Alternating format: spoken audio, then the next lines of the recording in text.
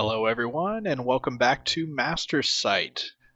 This is going to be the game 3 of the KC One Day tournament that happened on December 4th. If you haven't already, please go check out games 1 and 2 as well as the intro that I've already posted on the channel. So let's go ahead and get going here. Game 3, I'm playing against Jared Holcomb and his Twilight kin. So, as you can see, Jared is quite a handsome fellow. He and I go way back to the beginning of playing Kings of War 2nd Edition. Jared is another one of the Wichita guys, so him and Austin, who I played Game 2, rode up together. And we are both sitting at 2-0 at this point, going into the final game. Like I said, look at that face. What's not to love? The beard and everything. Those Wichita guys know how to do it. All right, so let's go ahead and jump into Jared's list. So he is playing Twilight kin, and he is playing the dirty. So he has 5 regiments of Twilight kin Glade Stalkers. They're here's a regiment, there's a regiment, there's one. So kind of a mixture of different models and lines and basing here for Jared. He has a horde of the Blade Dancer Neophytes down here. They have the Staying Stone. He has 2 troops of Gargoyles. He then has 3 Dragon's Breaths, which we found out that the profile does not have their elite range listed in here. So up till this point, Jared had been playing them not as elite, but we looked in the book. They're copied straight out of the Elf Dragon's Breath, which are elite. So did report that. Hopefully it should be updated soon on the compendium. He then takes 3 Mind Screeches, which are these models here and the other 2 back here. He then takes a Summoner Crone with Hex 3. The reason why I have 2 of them in here is actually for Jared. So when I went to go recreate his list, I realized he actually paid the bottom price 5 points more than what he needed to, because he took Hex out of the library spells when the Summoner Crone actually has Hex built into its profile as an option for 5 points cheaper. So Jared, save yourself 5 points and take this guy at 110 points instead of 115. And then he rounds it out with Bleak Heart, of course. So all in all, minus the 1 extra that I added here, he would have 16 drops at 24 unit strength. This is a rough list. Just kind of knowing that going into the game, it was definitely going to be shooting a lot more than my elves. So I knew I had to get up close quickly. So this is the board we're playing on. The pictures I took here, we'll notice some of them are pretty blurry, so sorry for that. But train-wise, we have forest on the left, forest in the middle, big impassable top left, top center-ish, another impassable with the 2 buildings, bottom left, bottom right. We then have obstacles over here, one next to that, one over here. 2 hills, 1 bottom left, 1 top right, and then 2 flat, 1 center top, and then 1 towards the right here.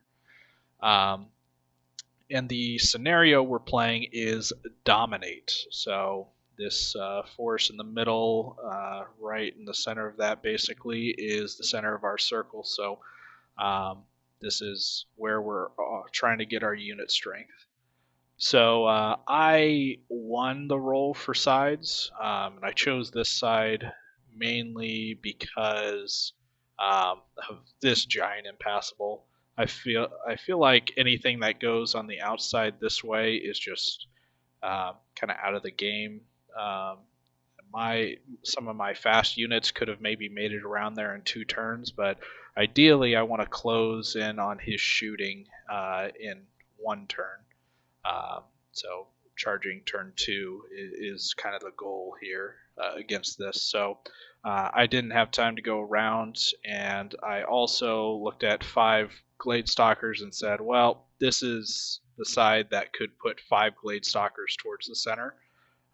As you can see here, he doesn't have enough room. So I consciously chose this side, and throughout deployment here, we'll see that Jared had to split his shooting force because of the impassable that was on his side, which definitely helped me out. So uh, his deployment, he deployed the Horde of Neophytes over here on the left with the gargoyles behind. This is, I should say, after scout movements as well. He has a single um, Mind Screech here. He has 1, 2, 3 Glade Stalkers in the middle with Lothiel, Bleakheart right there, providing stealthy for all of them still. His other 2 Glade Stalkers ended up over here on the right. This one is just touching that obstacle there. He then has another Mind Screech here. Right behind that is a Dragon's Breath.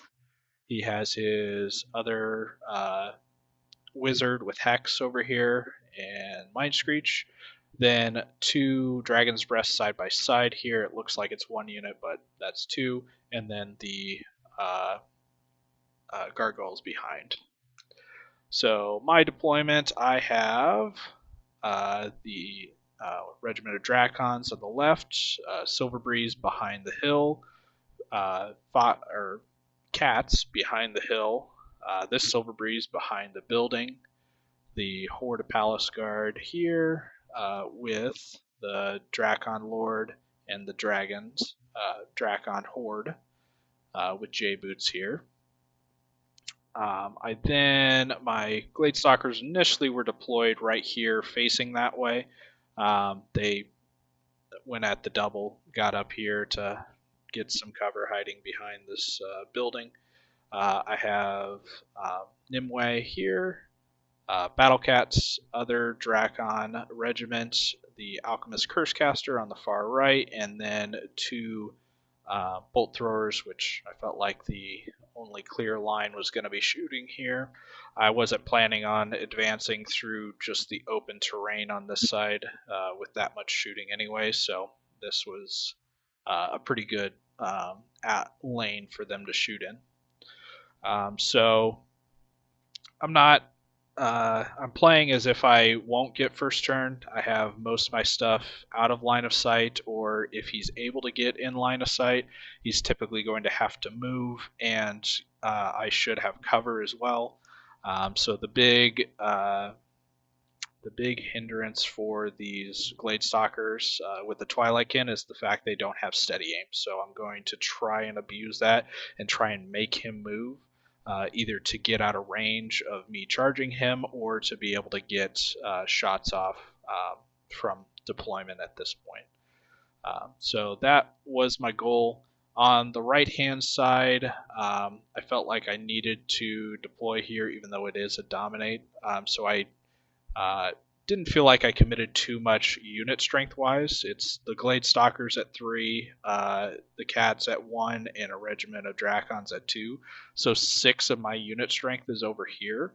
And it forces him to address it and bring stuff. So he has 2 regiments, 2 monsters, and a gargoyle. So he has 9 to my 6 unit strength out here. But with my 2 individuals, I feel like I have a pretty good shooting advantage until he can jump up right on this hill. Kind of seeing this hill just outside the deployment zone. I've played with Dragon's Breast before. I expect and saw coming he's going to jump them on the hill. He's going to use chaff to sit just off the hill, and he's going to create just a mobile battery up there. So my goal is to apply pressure right away, and so even these cats, I hope are going to get some good value by being over here. So in this matchup, definitely take first turn if you get it, and wouldn't you know, I got it. So that's a huge win. So it definitely was needed for a lot of the battle plans I have to work. So I didn't take a picture after the movement, but you'll see there was a regiment of Glade Stalkers here, and now there's not. So my shooting ended up taking out that regiment.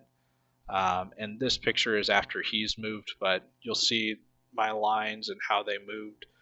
So the way I moved over here on the left, I brought these guys up.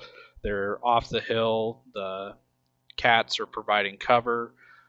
So he's shooting me with cover, but he only has a couple units. I did get Hex off onto the Mind Screech back here. And then this Drakon unit is within 19 inches and is in the flank of this unit. So again, I'm trying to force Jared to make decisions early on. If he wants to shoot and have multiple turns of shooting, I'm going to make him move, and likely he would have to back up, at which point anything they shoot at would be cover and move and shoot penalties, so sixes. So it's fine really if he backs up. But Jared chose not to back up. He did say that he actually did not realize that they were within charge range later on. But yeah, it's definitely the intent. And then this unit here, I shot. Um, I believe I put some wounds on this unit with the bolt throwers, and then the horde put some wounds over to the unit that we eventually killed. Shooting at any of these guys is pretty worthless at this point because he has the stealthy bubble. These two are in terrain, so my shooting's not doing anything. So these Silver Breeze are better off getting into combat as quickly as possible. Otherwise, just moved up in the center here. This Drakon unit is in range and in line of sight for both of these Glade Stalker units. So again, just applying pressure. If he wants to keep shooting, he'll just have to back up even just a couple inches to avoid getting charged. But he chooses not to back up this unit, and he just reforms this unit to prevent a flank charge from this Drakon unit here. If he backed up, this unit would still have been able to flank, so he had to reform instead. So onto Jared's movement. He moved as we expected over here. Everything that could jumped up onto the hill. These gargoyles are not on the hill, so he's able to shoot over the top with no penalties. Dragon's Breath moved up to be within range of these Glade Stalkers. Everything else is just repositioning or standing still in the case of most of these Glade Stalkers. He also elected to stand still with his Mind Screech, and he's just going to shoot his Lightning Bolt and take the wounds from Hex either way. And then this was pretty interesting. I feel like it's pretty clear where my units are going. Yes, this Drakon unit has Nimble, but his unit at deployment was back here facing this way, and he just marched straight forward. So I think this was a pretty big mistake on Jared's part. We're obviously playing Dominate. When I see that he marches straight forward with this unit and cuts off any chance of going back around this way, I just kind of start counting in my head how many turns it's going to take him to get to the center. And this unit, it's going to be turn 5 or 6 at the earliest that it's going to be able to get to the center and contest for Dominate or shoot or kill. Charge anything. So when I see that, I expected him to just turn and face towards the center, making it to where if I were to charge here, he has a counter. And I would have still probably done it just to stop the shooting, but um, this was definitely not expected on my part. When I see that, I definitely know that I'm not going to worry about that unit for the rest of the game here. So yeah, Jared shooting. He just a little close up here. Again, sorry for the blurry pictures. And close up over here. But Jared's shooting, so the spell ward on the Dracons over here actually comes in pretty big. He um, gets quite a few wounds onto the Gladestalkers, enough to where he starts changing priority targets to the Dracons. He gets the Gladestalkers up to like 10 wounds, I think it was, roughly. And then he gets the Dracons up to about 6 wounds. So with the 14-16 on the Gladestalkers, he needs a 4 to waver, 6 twice to kill, and then he needs a 6 to waver, 8 twice to kill on the Dracons. He ends up just wavering the Gladestalkers, and then he ends up breaking the Dracons the first time, but then they hold the second time, which is a pretty big deal. Being able to get some value out of this unit before they end up dying. And then shooting is shooting over here. He was able to put one unit into the cats and get them to where there will be snake eyes, but then the other units with cover against the regiment here, I think he puts about 4 wounds onto them. So they hold, they're steady, and that's about what I expected. Between 24 bow shots on 5s and then 6 lightning bolts as well with cover on 5s. So 4 to 5 wounds is about where I expect them to be, and a 14-16 they should be fine. So this is what it looks like at the end of Jared's turn, and then I commit. So turn 2, we're being outshot as elves. We got to get everything into combat that we can. So over here, as expected, the Dracons go into the flank. I elect to double charge my Dracon Lord as well as the unit that was sitting just beyond the hill here into the front of this Gladestalker unit. I do have a couple wounds. I think 3 or 4 wounds onto this Gladestalker unit already. So I move up the Sea Guard, and I have clear line of sight, but I'm still going to be affected by stealthy here. So all my shooting from everything, the leader point is just in the forest here. So all my shooting here is all going into this unit. I pop the J boots. I'm sitting on obstacle here, and I charge this unit with the horde. I elected to charge the central Dragon's Breath, mainly because of where my positioning would be. Looking at this, the hill was kind of forcing Jared to move this guy up further. He is actually back. He would be on the hill, but he's about halfway behind the Mind Screech over here. I would have elected, if he was out further, I would have elected to charge the individual, attempting to break and overrun into the Mind Screech, but positioning wise, he is further back. The dogs charge into the gargoyles. Nimue moves up here just to get Cloak of Death off at this point. And then I believe I try to get some heal off, or maybe, yeah, I think I try to heal because height-wise I can't see anything else here. But it's tough to heal something that's spell warded, so.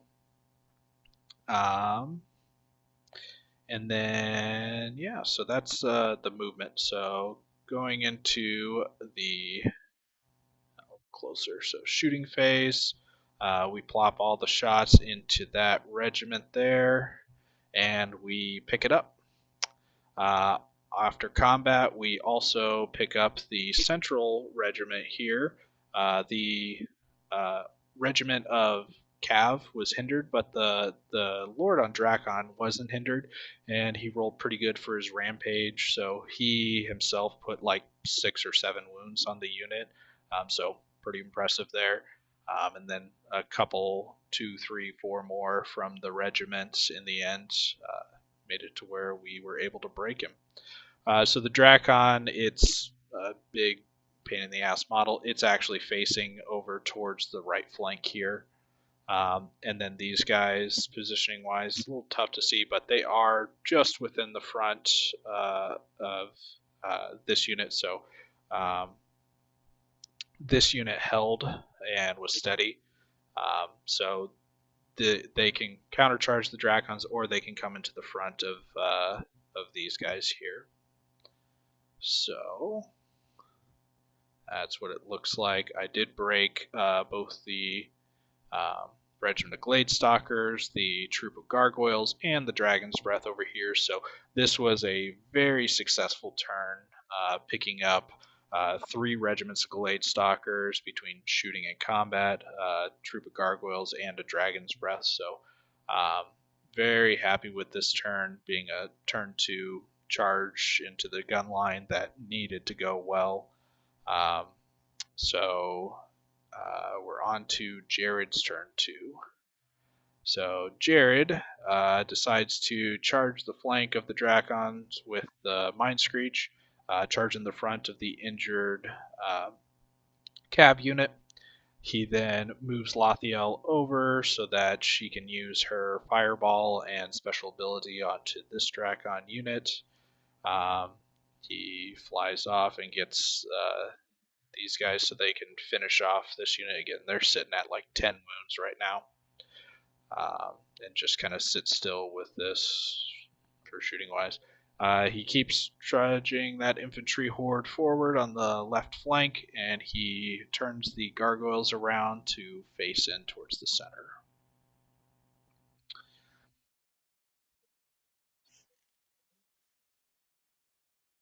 Jared does kill the regiment of Silverbreeze here in the center. Yep, kind of expected.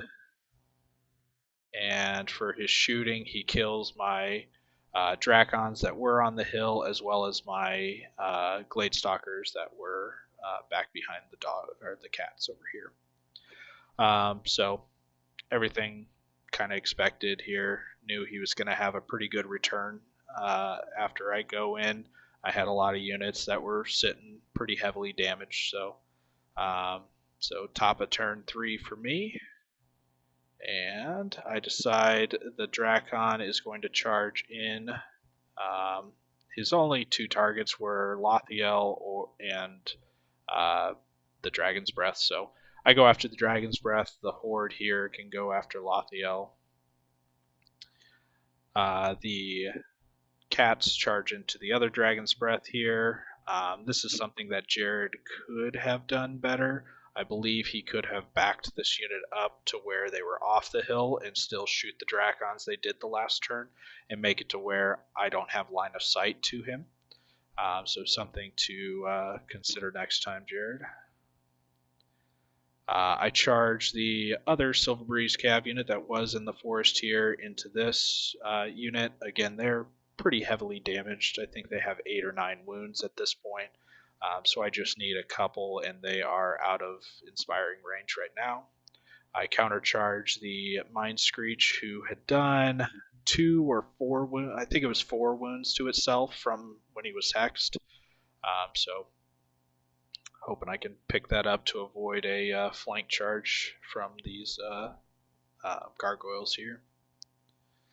And I do. So combat-wise, went well. The center collapses for Jared, and I pivot in such a way the gargoyles can't see the cav, but they're going to come into the Drakons, I expect, so I kept facing that way in case I wanted to declare a charge over there.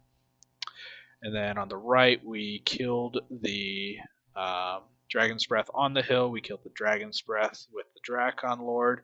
And then our two mages, Nimue and the Alchemist Curse Mage, shot into the individual that was over here, who I trying to think. Actually, the turn before this, he hexed Nimue. So when Nimue moved up onto the hill, she didn't heal. She was just doing that to get into inspiring and to get Cloak of Death going. So I wanted to eliminate the hex this turn, and I'm positioned in such a way that neither of these Mind Screeches could see my individual. This one's facing towards the back corner. This one's facing towards the Drakon Lord. So got rid of the hex. I feel like these two individuals should be able to clean up on this flank now. So Jared, that was a big turn 3 for me. Jared basically only has a couple of units with unit strength left, and I'm controlling the center of the board here pretty handily. So again, Jared's horde is just trudging along. The Drakons get charged by these guys. Lothiel just backs off and stays there. My hindered charge only did a couple of wounds, I think, to her. Not great, but she has a pretty high nerve. I think it's 13, 15, so it's pretty tough to break her. Even with a horde with 25 attacks, when it's hindered, it's still pretty tough. So he does move as far away from the hill as he can, and he's going to lightning bolt at the cats. The cats are still in range to charge this guy, but he is facing it down right now. And then he brings over this Mind Screech to get some lightning bolt shots into the cab in the center here. He puts a couple wounds on them, and then on my turn, he I think did just one wound to the Drakons, so they countercharge back in, charge off the hill onto the Mind Screech, and then I position in such a way that I'm going to shoot at this Mind Screech here. So Nimue has line of sight just to like the back corner. Mind Screech is stealthy, so I don't need to make it clear shots with my fireball because I'm always going to be at a -1 against them. So I elect to stay within range to inspire, as well as do a Cloak of Death damage to this guy here, while being able to shoot my fireball here. Charge back into Lothiel after he disengaged last turn, and move in such a way that we can get some clear shots into this unit from the cav. Our bolt throwers end up having to move forward this turn as well. So a little closer. There's the bolt thrower. So they move from basically the back line up 6 inches, just getting better angles for next turn. And a little bit of picture over on the left. So shooting, we do pick up the Mind Screech that we were focusing everything on. And combat-wise, we don't pick up anything. So I wasn't really expecting to take out this Mind Screech. He only has a wound or two from the Cloak of Death. But I was hoping for a waiver. Didn't get it. That's fine. The Drakons, though, they whiffed. They did like 2 wounds to gargoyles and rolled a 3 for nerve, and it just was a little sad. But they've done well before this.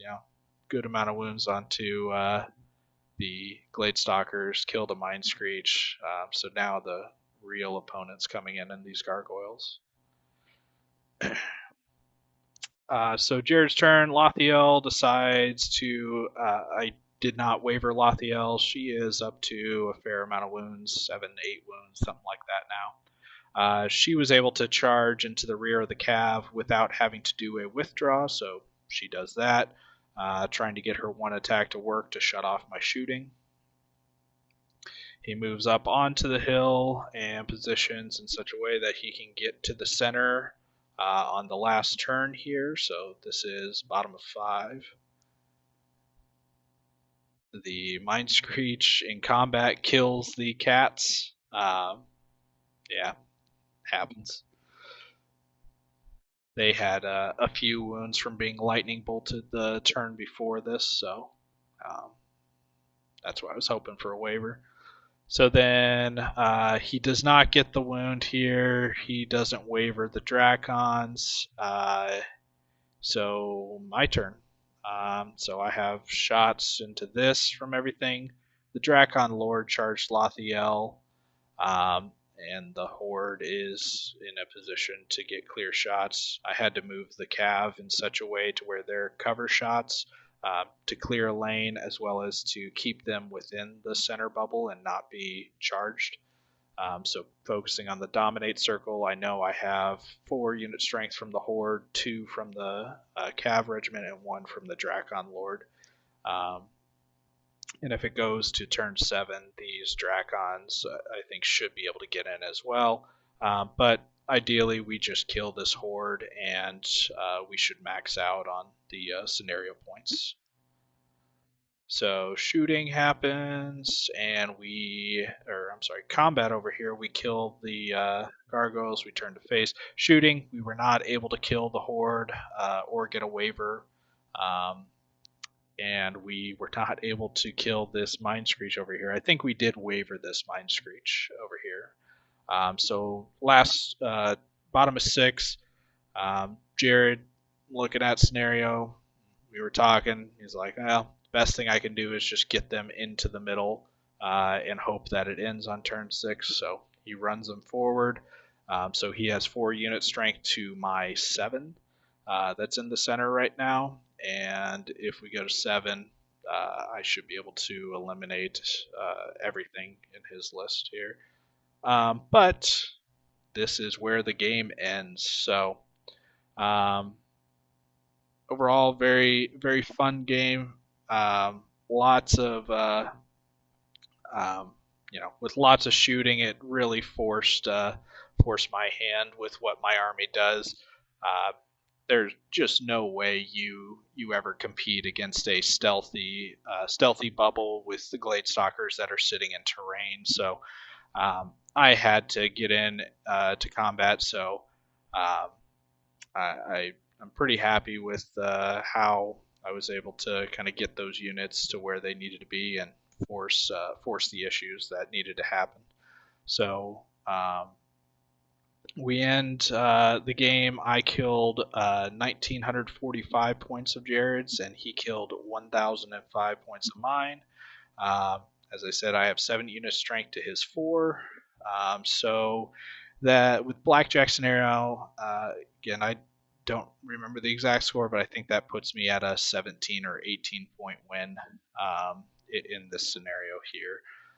So very happy with the outcome here. I think first turn was definitely a key factor in this game, as it is in quite a few games, but especially when it's um, against a shooting lineup like this. So Jared has a nasty list. He pilots it very well. We kind of discussed a lot of things here that I've kind of gone over, but the real thing that this list seems to struggle against is when it's forced to move. Um, and I put that pressure on Jared and was able to come out ahead in the end. So um, great game as always, Jared. Had a lot of fun. So would always play you, as you know. But Jared has many other lists as well. He plays Dirty Goblins and a bunch of other stuff. Uh, so the results of the tournament at the end, I was at top for battle, and my painting score didn't hold me back too much. So painting wasn't super heavily weighted, so lucky for me, I was able to get a pretty average paint score overall for it. So I was very very happy with that. And then much to my surprise, I got an above average sports score. So typically in the past, I've realized that my elves usually do not get good sports scores, as many other elf armies usually don't get good sports scores. So I was very happy to see that I was tied for second with, looks like, four other people basically, but tied for second with sports is as elves is a great day. Um, so pulled out the win. They had some really great prize support for the event, so I was given our should explain our entry fee was $10 to the tournament. We paid it to the store, and then the store just kicked back gift cards for the entire entry. So the way they split it out, first place overall, so I got a $50 gift card. And I think they gave away another 30 or two other $30 gift cards to Best General, and then I think one of them was a raffle prize.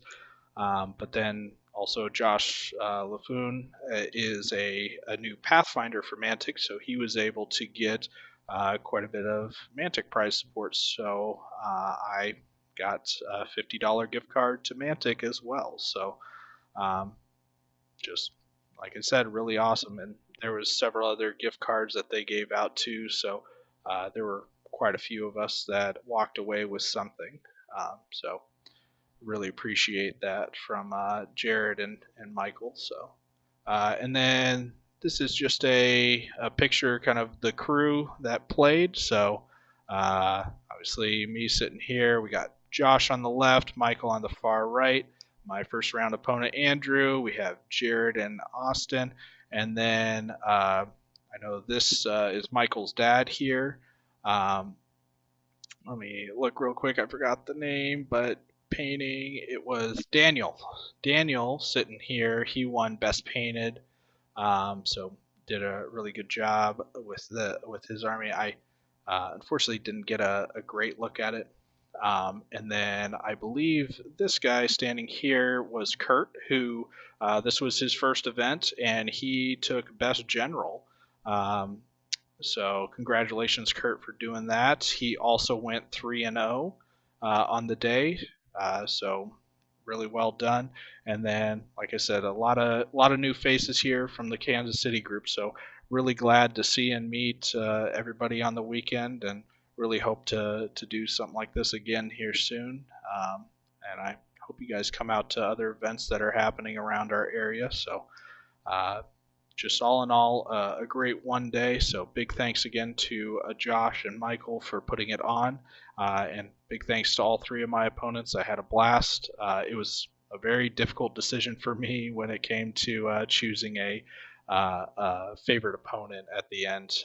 So difficult that I actually rolled a dice and let the dice decide who I gave that best sports vote to in the end. So so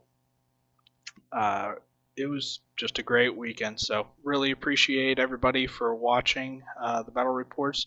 This will end my first series of reports.